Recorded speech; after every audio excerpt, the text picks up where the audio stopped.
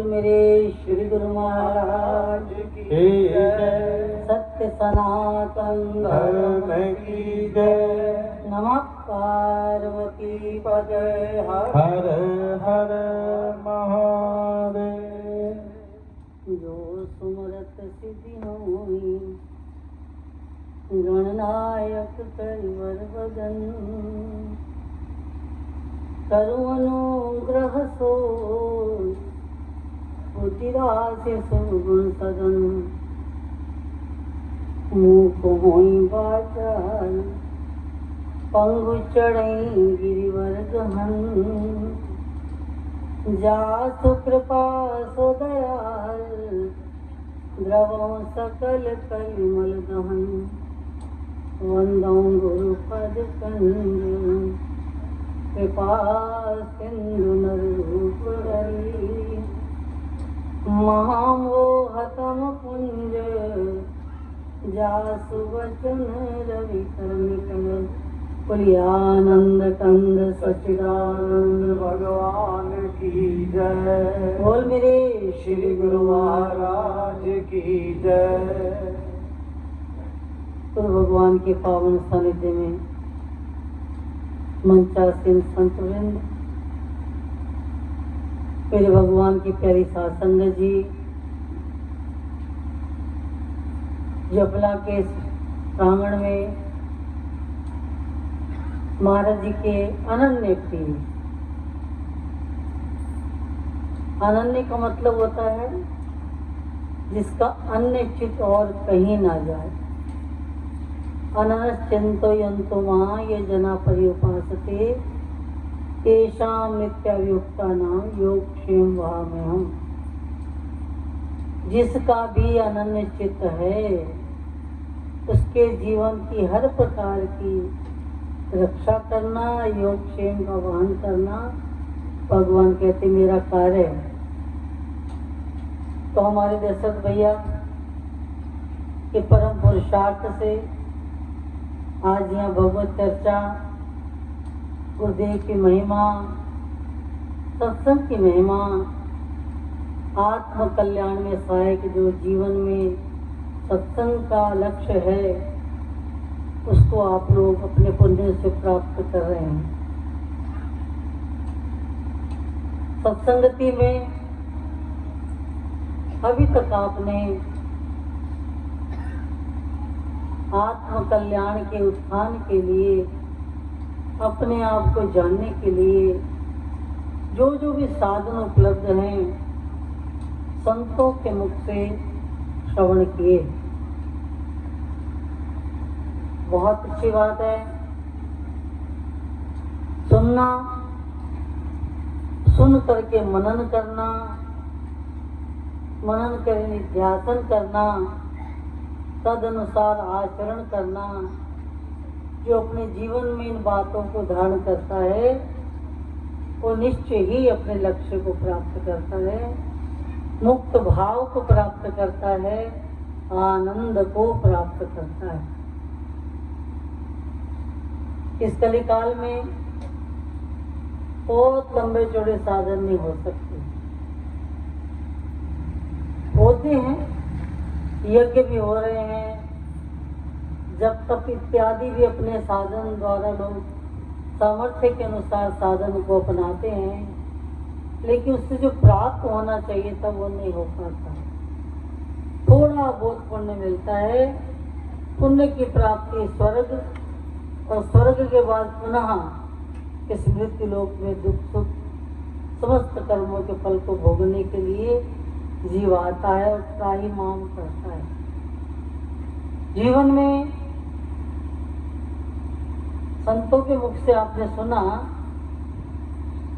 कि गुरु की विशेष आवश्यकता है। गुरु के मिलने के बाद शिष्य के जीवन में कुछ परिवर्तन आते हैं, जबकि गुरु स्वयं उस अध्यात्म पराविद्या के द्वारा उस ब्रह्म का साक्षात्कार किया हो तब। ये कलिकाल है, नाना पंथ कल्पना से गढ़े जाते हैं। आज जिसको देख लो नया पंथ तैयार कर देता है। तो कहता ये जपो, हमारी बात मानो तो कल्याण हो जाएगा।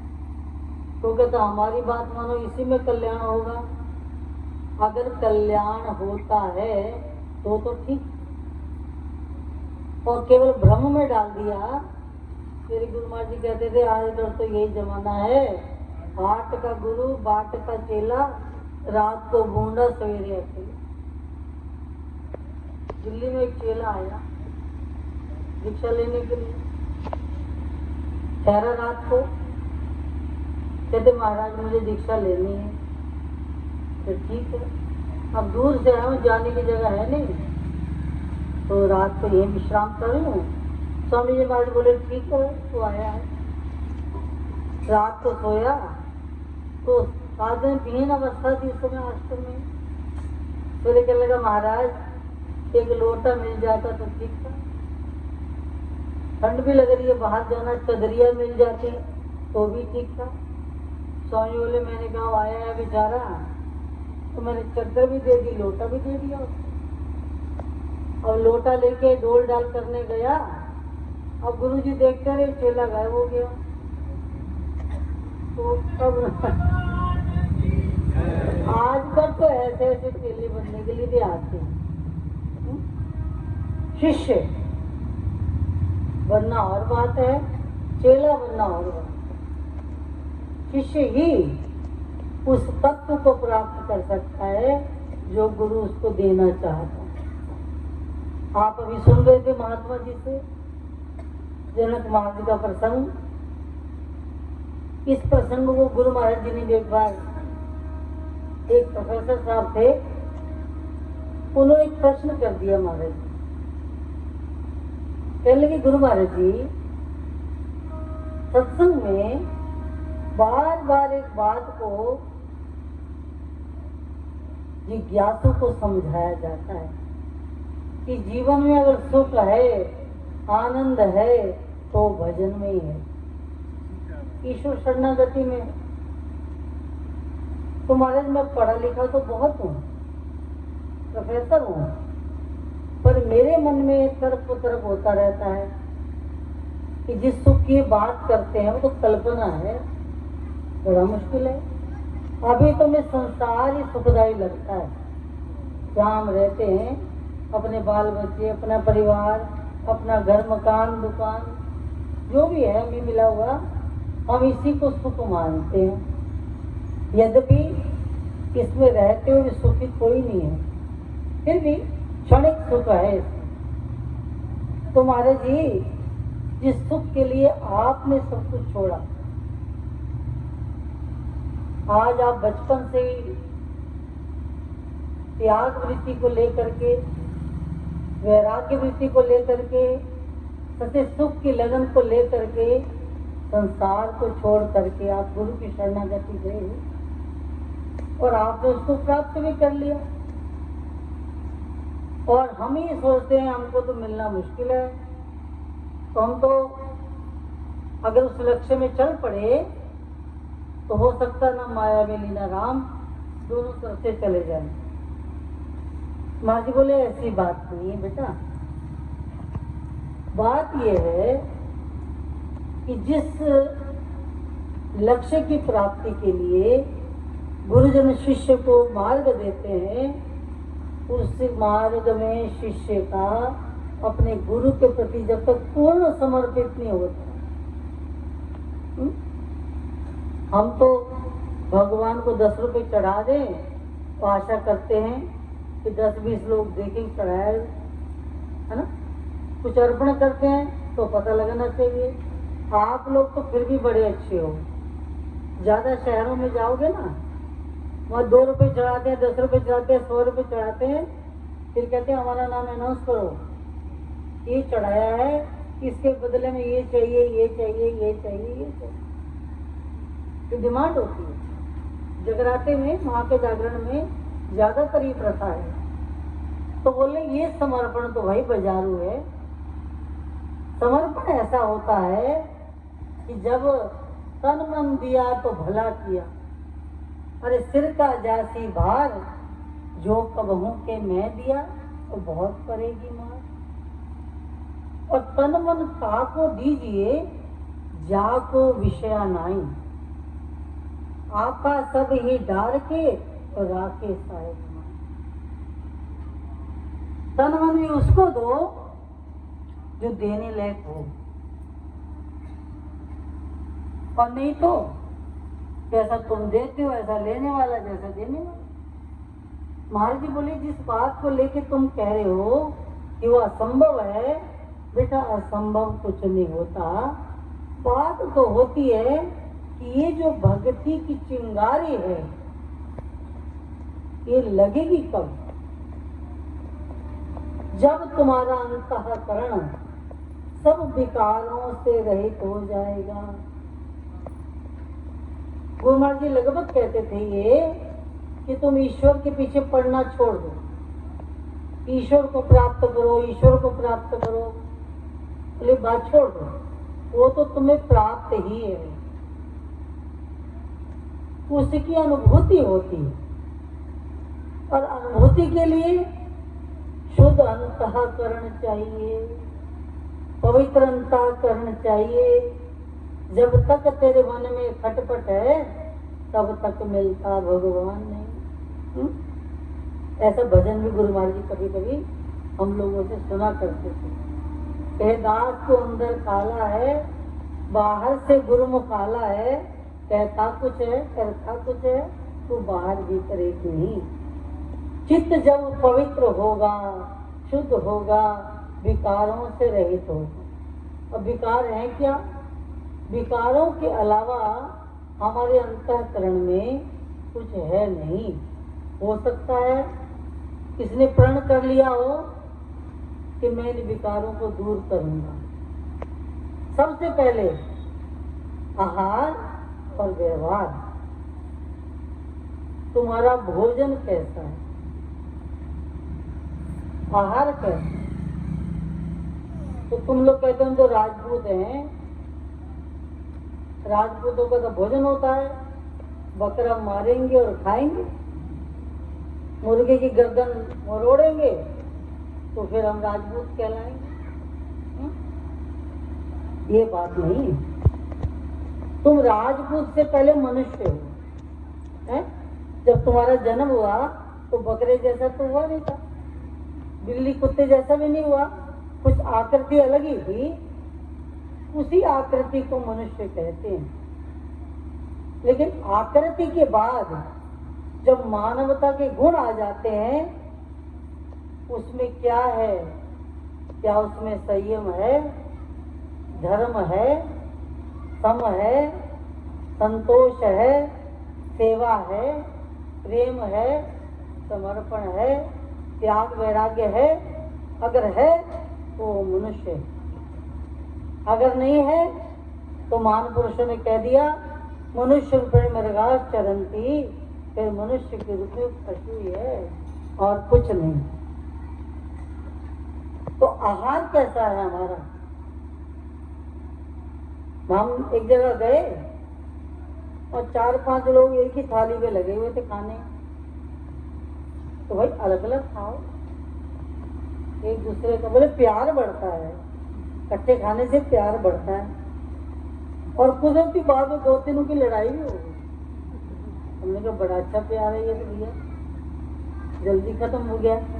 नहीं, पवित्रता, सोच,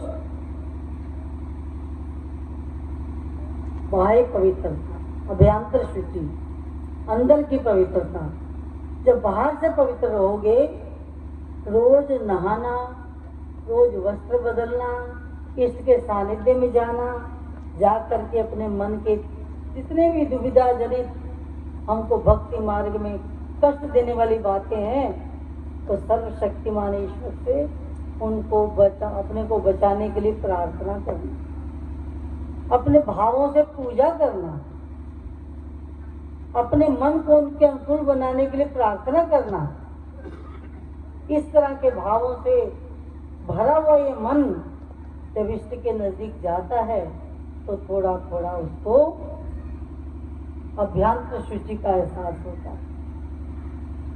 गुरु गोविंद सिंह महाराज से किसी ने पूछा कि जिस हिंदू धर्म के लिए तुमने अपने चारों बच्चे शहीद कर दिए, खुद जंगल जंगल भटक के आज तक चैन से नहीं बैठे हो कि धर्म की रक्षा, धर्म की रक्षा, धर्म की रक्षा, आखिर वो धर्म है क्या?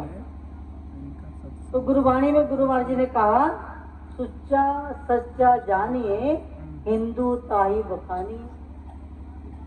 जो सुच्चा है और सच्चा है, इसका बाहर का जीवन भी सुच्चा है और अभ्यंतर का अंतःकरण भी पवित्र है, वही हिंदू है। नहीं तो भैया बाहर के अलंकार धारण कर लो, लाल पीले कपड़े पहन लो, जटा रख लो, दाढ़ी रख लो, माला चंदन इत्यादि लगा लो, सब कर लो, इससे हमें देख के कोई हिंदू नहीं मानेगा। कहीं ना कहीं हमारे आचरण से एहसास हो जाएगा हम हिंदू नहीं हैं, हम तो मलेच्छ हैं, गंदे। इसलिए आहार और व्यवहार, व्यवहार कैसा है हमारा, सामाजिक व्यवहार कैसा है, परिवार का व्यवहार कैसा है, बंधु सखाओं के साथ कैसा है, हम आपस में गुरु भाई हैं, हमारा आपसी व्यवहार कैसा है, हमारे उत्तरदायित्व क्या है, उनके प्रति हमारा व्यवहार कैसा है। जो इन व्यवहारों पर दृष्टि रखता है वो ही मानव कहलाने के काबिल है। पहले मनुष्य बनना जरूरी है, मानवता के गुणों को आना जरूरी है। बहनें सुन रही हैं? हाँ, तुम लोग तो बड़ी गड़बड़ करती हो। जहां 2 से 4 हुई फिर बातें बातें बातें बातें बातें बातें, पता नहीं ऐसी कौन सी बात होती है तुम्हारी जो खत्म ही नहीं होती। पड़ोसी की, दरानी की, जेठानी की, सासू की, जो कूड़ा कचरा है सब आपस में बांटते रहते हैं लोग। भाई लोग आपस में बैठ के शांति से बात करते भी हैं, पर बहनों को तो आप 24 घंटे कहोगे ना बोलना है तो इनकी जबान पे कोई नियंत्रण नहीं है, लेकिन नियंत्रण होना चाहिए जरूर। कभी अभी देखो पंडित जी ने कहा था मौन रहना, जरा 10 मिनट मौन होके आंख बंद करके बैठ के देखना तुम्हारे मन को कितना सुकून मिलता है। वो गप्पे मारने से कभी नहीं मिलेगा और वो चाट हो जाएगा। ज्यादा किसी की निंदा चुगली करोगे स्वाद तो आएगा, लेकिन रामायण में तुलसीदास जी ने लिखा है सबकी निंदा जे जड़ करही ते चमगादड़ होई अवतरही। अगले जन्म में चमगादड़ बन के उत्पन्न होंगे हम, समझे? रात भर फटफटाना, दीवार में चिपके रहना, ये सब कार्य मानवता का नहीं है। ये मेरे गुरु महाराज जी की वाणी है, मेरी वाणी नहीं है। पहले मानवता के गुणों को धारण करो। जो मानव है वो ही भक्ति का अधिकारी है। तो गुरु महाराज जी ने कहा प्रोफेसर साहब से, भाई पहले अंतःकरण को इतना पवित्र करना पड़ता है कि विदेहराज जनक भी अभी तक गुरु की करीब जाने के योग्य नहीं थे। फिर जब गए, कई जन्मों के पुण्य उदय होते हैं। मैं जैसा गुरु महाराज जी के मुख से सुना मैं वैसा सुनाती हूँ। राजा जनक को एक बार स्वप्न हुआ, है तो चक्रवर्ती राजा। स्वप्न ये हुआ कि मैं भिखारी हूँ, गंदे मैले सड़े कपड़े पहने हुए हैं और भिक्षा मांग रहा हूँ और भिक्षा में कुछ मिल नहीं रहा। फिर एक व्यक्ति आया, मेरे पे दया आई तो उसने मुझे 2 रोटी दी। 2 रोटी दी तो मैं वो 2 रोटियां ली। फिर मैं नदी के किनारे गया कि हाथ धो लूं, बड़े गंदे हैं, हाथ धो लूंगा तो फिर मैं रोटी खाऊंगा। तो मैंने हाथ धोने के लिए नदी में ऐसे हाथ धोया और रोटी लेके खाने लगा तो एक चील आई और दोनों रोटियां लेके उड़ गई। और स्वप्न में कितनी भूख लगी है, सुबह से शाम तक कुछ मिला नहीं, 2 रोटी मिली, वो भी चील ले गई। तो छटपटाहट सी हुई, छटपटाहट हुई तो मैं जग गया। देखा दास दासी पंखे कर रहे हैं, स्वरंग के पलंग में राजा सोए हैं और ऐश्वर्य तो उनका था ही था। सब देख करके हैरान हुए कि मैं तो ये हूं, तो मैंने देखा क्या? तो बड़ा दिमाग उलझन में था, परेशान था। तो राज्यसभा में गए तो कुछ लोगों से उन्होंने चर्चा करी कि भाई ये बताओ, हूं तो मैं राजा, लेकिन एक स्वप्न देखा, अब ये सच है कि वो सच है? जो स्वप्न देखा वो सच है कि जहां मैं हूं ये सच है? अब मंत्री को क्या समझ आना था? बोले महाराज, साधु जन जानते हैं, साधुओं को बुला के पूछा जाए। और राजा का हुक्म, एक से एक विद्वान आया और राजा ने शॉर्ट में ही उसका उत्तर जानना चाहा। जो भी संत आए, विद्वान आए, पंडित आए, तो एक ही बात पूछे, ये बताओ जी, ये सच है कि वो सच है? किसी को समझ ही ना आए। राजा कहने लगा कोई विद्वान नहीं है, सब राजा ही ठहरे। सबको जेल में डलवा दिया। तो अष्टावक्र के पिता भी जवाब देने आए थे, वो भी जवाब ना दे पाए तो उनको भी जेल में डलवा दिया। अष्टावक्र जी ने माँ से पूछा, माँ मेरे पिता ने क्या अपराध किया है जो राजा ने उसको जेल में डलवा दिया? बोले राजा का दिमाग खराब हो गया। बात कुछ भी नहीं है, एक प्रश्न पूछते हैं, जो उसका जवाब नहीं देता जेल में डलवा देते। बोले अच्छा, मेरे पिता को जेल में इसलिए जाना पड़ा कि प्रश्न का उत्तर नहीं दे पाए? बोले हाँ। बोले मैं जाता हूं। अब महाराज गए। अष्टावक्र 8 अंगों से टेढ़े मेढ़े थे। तो टेढ़े मेढ़े जब सीढ़ियां चढ़ रहे थे तो अंग इतने टेढ़े थे तो चाल भी टेढ़ी मेढ़ी होगी, लेकिन विद्वता की मूर्ति थे। अंदर गए तो देखा तो सही, एक सौम्य पुरुष आए, एक संत पुरुष आए, लेकिन देख के उनकी चाल ढाल सारे सभासद हंसने लगे। बताओ, ये भी सभा में आया है। अष्टावक्र ने देखा कि मुझे देख के हंस रहे हैं। राजा से कहने लगे, राजन तुम्हारी सभा में जितने लोग बैठे हैं कौन है? बोले मेरे मंत्री हैं, सभासद हैं, विद्वान मूर्तियां हैं। बोले नहीं, बोले कि मत रहना, ये सारे चमार हैं, चमार। बोले इतने विद्वान चमार लोगों को आप ऐसा क्यों बोल रहे हो? बोले क्योंकि चमड़े को देखते हैं। इन्होंने मेरे अंदर की जो बात थी उसको थोड़ा ना देखा, इन्होंने बाहर के चमड़े को देखा और उसको देख करके तुलना कर दी कि मैं राजमहल में आने के लायक नहीं हूं, और मेरा मजाक उड़ाया, हंसी उड़ाई। इसका मतलब चमड़े में रुचि रखने वाला केवल चमार हो सकता और कुछ नहीं। राजा का दिमाग सनक गया, ये तो बहुत विद्वान मूर्ति है। क्या लगे आप बैठिए? बोले बैठने नहीं आया। ये बता राजन तेरा प्रश्न क्या है? कहले प्रश्न तो मैंने बहुत लोगों से पूछा, अब आप कह रहे तो आपसे भी पूछ लेता हूँ। ये बताइए महाराज, ये सच है कि वो सच है? अष्टावक्र ने तुरंत जवाब दिया, ना ये सच है ना वो सच है। जब ये बात सुनी तो राजा का दिमाग खनका। कहा फिर सच क्या है?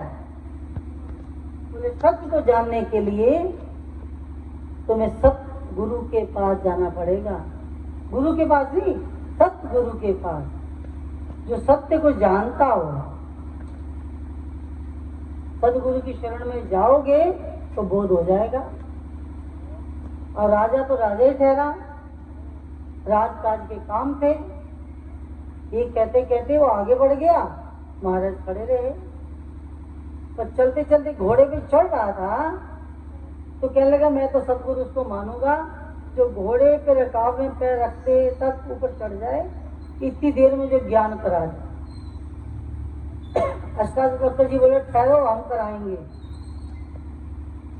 बोले आप ज्ञान करा दोगे? बोले हाँ। बोले आओ, अपने हाथ में फूल लो और संकल्प करो, हे गुरुदेव तन मन धन में आपको अर्पण करता हूं। राजा जनक जी ने अष्टावक्र जी को संकल्प करके तन मन दे दिया। इसके बाद विचार करने लगे कि राजकाज का काम पड़ा है, मुझे जाना है, पता नहीं कितना समय लगाएंगे। तो उन्होंने गुरुदेव के सामने ही जाने के लिए कहा।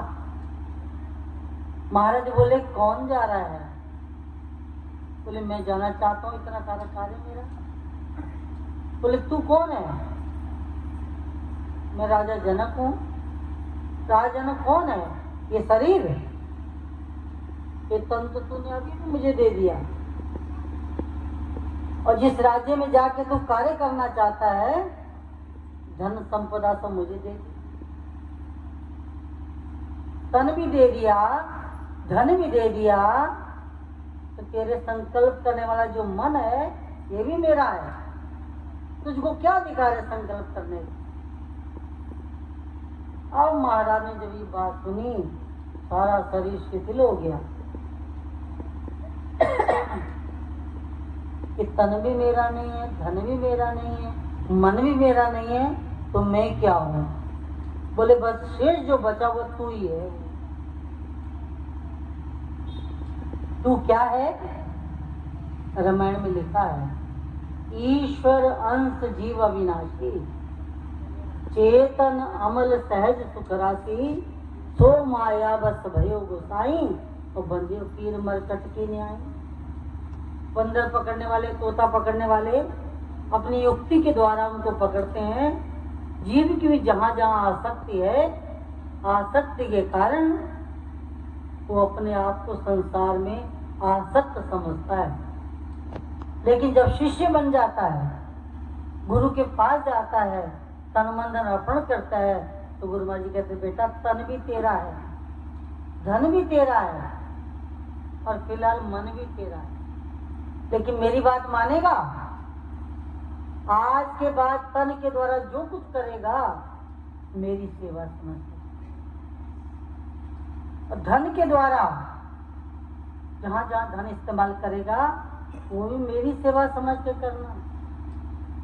फिर तुम अपने मन को चिंतन में लगाओगे तो अवश्य भजन होगा। क्यों? यही तो खुराफात करने वाला है। लेकिन मन को बुरा मत कहा करो, ये मन ही तो उस प्रभु से मिलाने वाला भी तो है। जब हृदय में भक्ति का रस आता है तो किसको आता है? प्रभु की याद आती तो किसको आती है? मिलने की तड़प जगती तो किसकी जगती है? उनके प्यार में जो रो देता है वो कौन रोता है? जिसका मन अपने इष्ट में जुड़ गया है, अन्यत्र नहीं जाता, उसकी मनोस्थिति ये हो जाती है कि उसका मन हर पल, जैसे गोपियों का था, यहाँ दम दम पे होते हैं सजदे, सर उठाने की फुर्सत नहीं, वहाँ ऐसा हो जाता। इसलिए महाराज का जीवन तो विदेह राज से पहले से ही शायद हम जीवों को संबोधन करने के लिए ये सब लीलाएं करते हैं नारायण।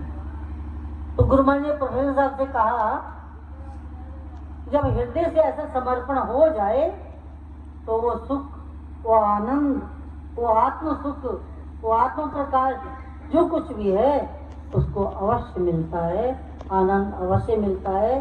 तुम ये मत समझो कि ये भी छोड़ दूं, संसार जहाँ रह रहा हूँ फिर वो भी ना मिले तो मैं तो कहीं का नहीं रहूंगा।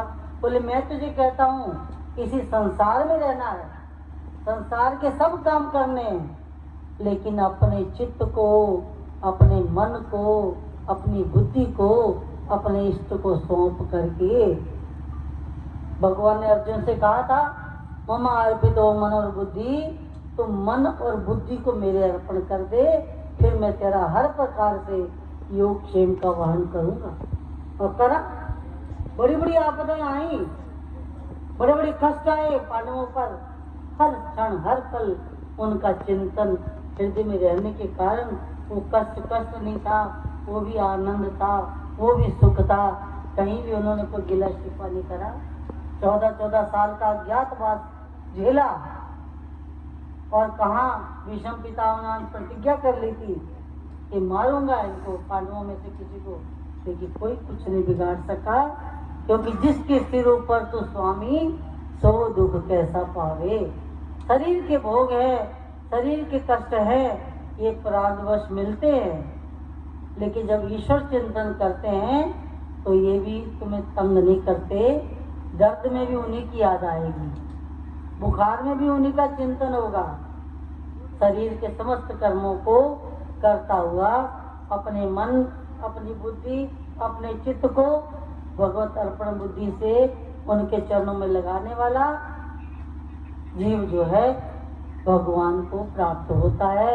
इसलिए प्रेमियों, आप सब लोग पुण्यशाली हैं, भाग्यशाली हैं कि सत्संग की सभा में सत्संग के लिए अपने घरों से आए, पर सत्य भावों से अपने अंतःकरण को भावित किया।